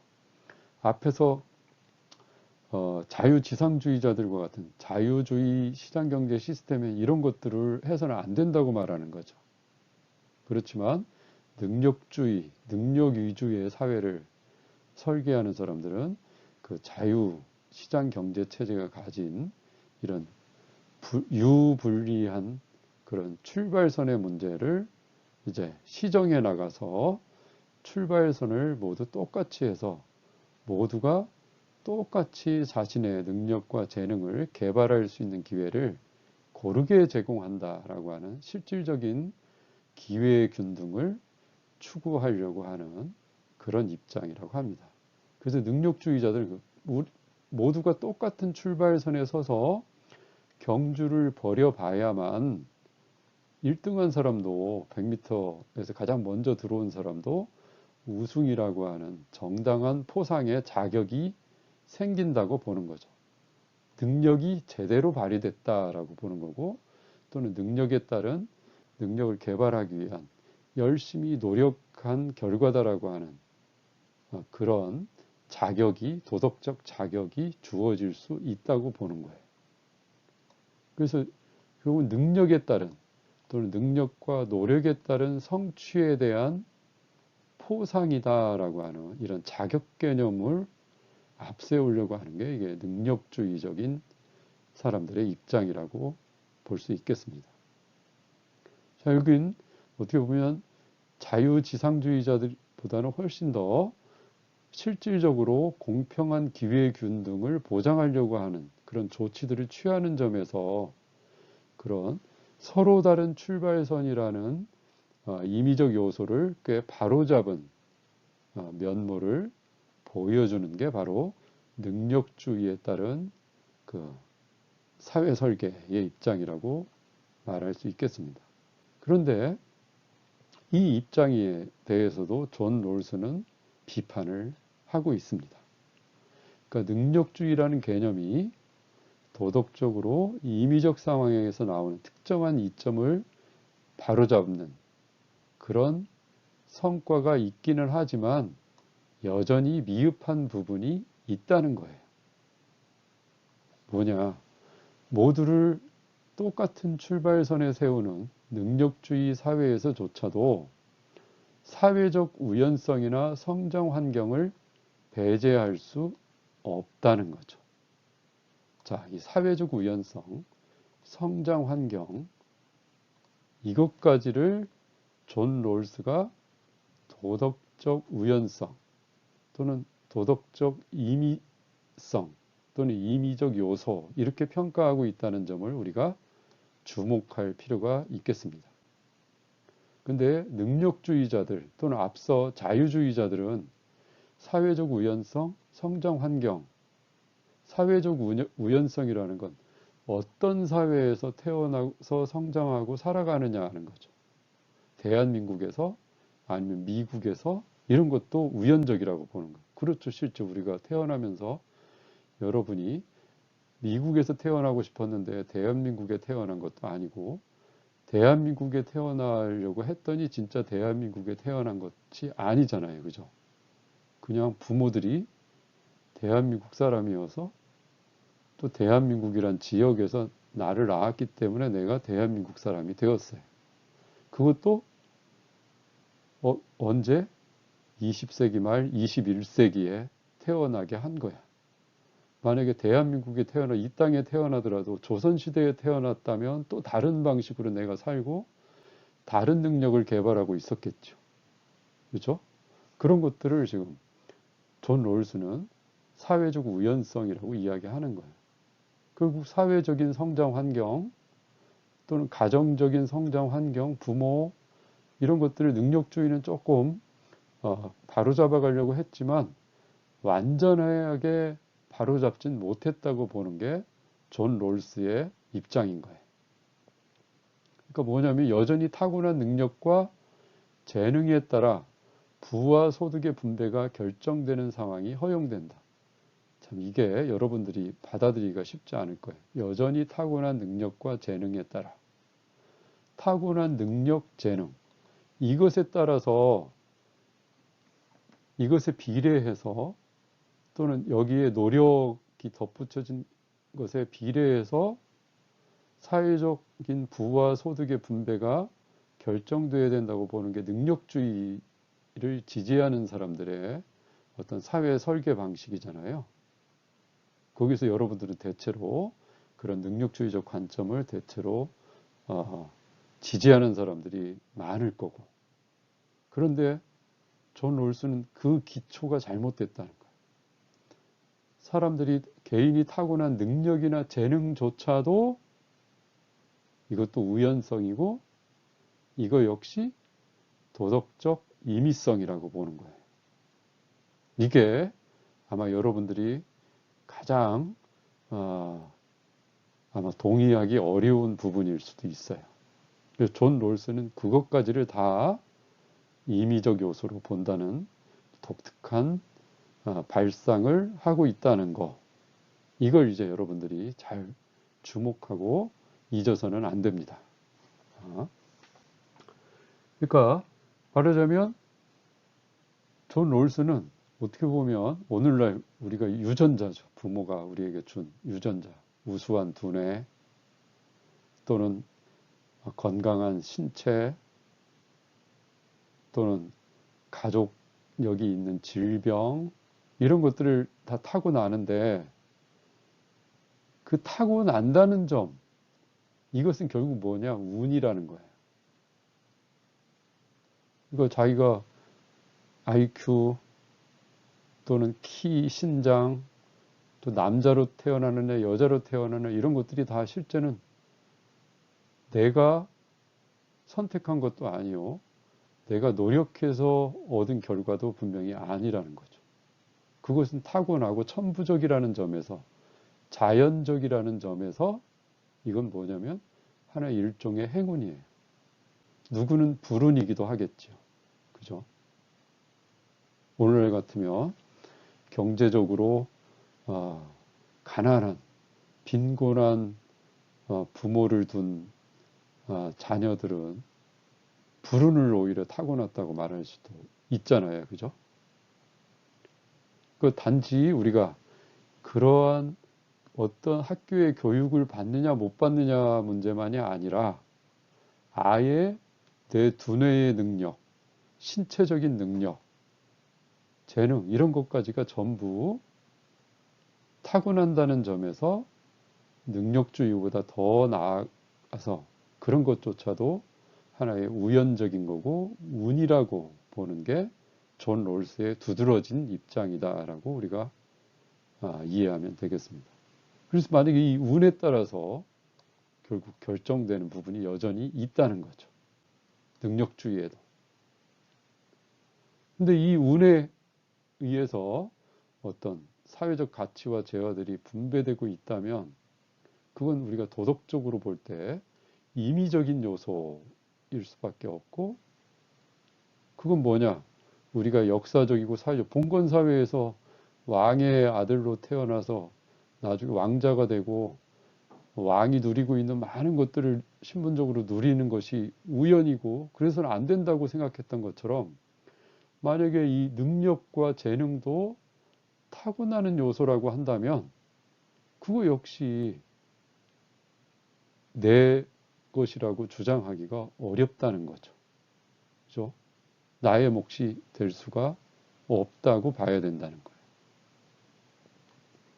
그래서 결국 능력주의의 문제도 결국 도덕적 임의성을 완전히 제거하지 못했기 때문에 평등주의적 요소를 더 보완해내지 않으면, 그러면 능력주의 역시 도덕적으로 결함이 많은 불공정한 요소를 많이 지니고 있어서 부당한 그런 사회 질서를 낳을 수밖에 없다고 보는 거죠. 그러니까 능력주의도 존 롤스가 생각하기에는 여전히 불완전하고 정의나 도덕의 차원에서 볼 때 결함이 있는 그러한 정의 원칙일 수밖에 없다고 보는 거예요. 결국 존 롤스의 이런 비판의 입장에서 보면 교육 기회의 불평등을 바로잡는 거, 이게 바로 능력주의에서 채택한 아까 말한 헤드 스타트 프로그램 같은 거잖아요. 우리나라도 그렇게 하죠. 지금 지역 균형 입시에서 지역 균형 선발 제도. 그래서 농촌 지역 이런 데에서 지역 균형 선발을 별도로 넣어서 일정한 TO의 학생 정원의 학생들을 이제 입학 전형 제도를 만들어서 한다거나 이런 것들이 교육 기회의 불평등을 바로잡으려는 그런 공평한 기회 균등의 관점에서 취해지는 조처들이죠. 이게 바로 이제 능력주의에서 취하는 그런 정책적인 제안들이에요. 그래서 이걸 존 롤스의 입장이 이것만으로는 안 된다는 거죠. 이건 뭐냐? 존 롤스는 능력주의가 해결하지 못하는 부분, 사회적 우연성, 성장 환경, 더 근본적으로는 타고난 능력과 재능, 그게 바로 타고난 운이라고 하는 거죠. 그러니까 타고난 재능 자체가 누구에게는 탁월한 재능, 누구는 재능이 부족한 거, 이런 것들도 역시 불평등한 조건이라는 거죠. 이것까지를 바로잡는 문제로 나아가야 한다고 주장하는 거예요.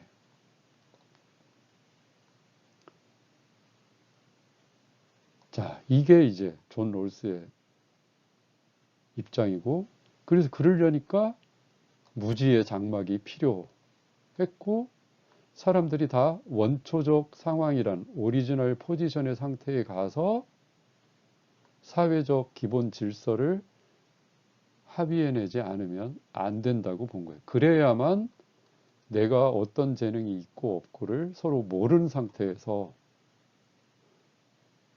또 내가 대한민국에 태어날지 미국 사회에 태어날지, 또는 내가 대한민국의 조선시대에 태어나는 사람인지 아니면 지금 21세기에 이 AI 시대를 열어갈 이런 시대에 살아갈 사람인지, 그런 것에 대한 정보도 다 모른 채로 우리들이 어떤 원칙에 합의해 나갈 때 그게 바로 도덕적으로 결함이 없고 공정하고 정의로운 어떤 룰이 될 수밖에 없다고 주장하는 거죠. 자, 이렇게 될 때 어떤 문제가 생길까요? 이제 불평하고 비판하는 사람들이 등장하겠죠. 자유지상주의자들 같으면, 야, 그렇다면 너는 완전히 모든 걸 평등하게 되돌려야 된다고 이야기하는데, 타고난 재능과 능력, 이런 건 그 개인의 것이라고 주장하잖아요. 내 몸에서 생겨나고 내 신체에서 생겨나는 모든 것들은 나의 것이라고 주장하는 자기 소유 관념이 자유지상주의자들에게 있었잖아요. 그런 걸 이제 부정한다고 볼 수밖에 없죠. 그러면 이런 불평을 하죠. 야, 그렇다면 너는 존 롤스 당신의 주장에 따르면 우리는 빨리 달릴 줄 아는 재능을 타고난, 말하자면 이제 우사인 볼트 같은 발 빠른 육상 선수에게는 납덩이 신발이라도 신겨서 100m 달리기 시합을 벌여야 되느냐? 이렇게 이제 비아냥 내기 시작하는 거죠. 뭐 단순한 비아냥이 아니죠. 왜 그러냐면 존 롤스의 주장은 굉장히 너무나 이들이 보기에는 너무나 많이 나간 주장이라고 보이는 거고, 아무리 정의나 공정, 도덕적인 원칙을 우리가 존중해야 되겠지만 존 롤스처럼 우리의 유전자의 문제까지를 거론하는, 그것도 문제가 있는 지점이고, 그걸 우리가 그대로 인정하면 도덕적으로 결함이 있는 기준이다라고 말하는 것은 도저히 이들이 견딜 수가 없는 사람들이 있는 거예요. 그래서 존 롤스에게 이런 비판들이 따르게 됩니다. 그래서 존 롤스는 너는 너무 지나친 평등주의자야. 우리가 평등만을 추구해가지고 사회가 제대로 운영이 될 것 같아?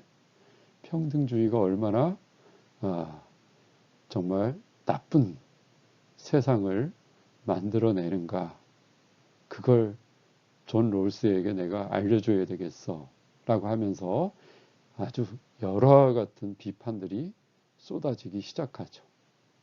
자, 이번 영상 자료가 시간이 너무 많이 나가서 여러분들에게 미안합니다만, 아무래도 다음 영상까지를 이 7주차 수업에 해나갈 수밖에 없겠습니다. 그 점 양해해 주시기 바랍니다.